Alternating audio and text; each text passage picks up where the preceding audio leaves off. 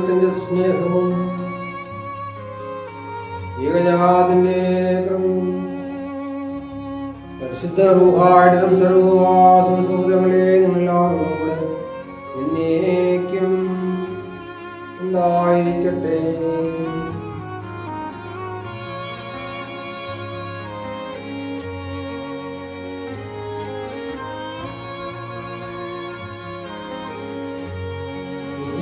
യോഗ്യമായ ശുദ്ധപരമവികാരത്തിന്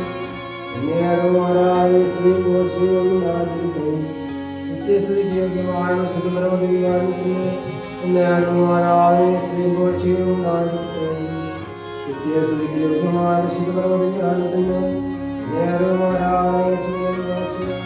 നിന്റെ ദൈവമായ കർത്താവ് നീ ചെയ്യുന്ന എല്ലാ ജോലികളിലും നീ ആരംഭിക്കുന്ന എല്ലാ പ്രവൃത്തികളിലും നിന്നെ അനുഗ്രഹിക്കും.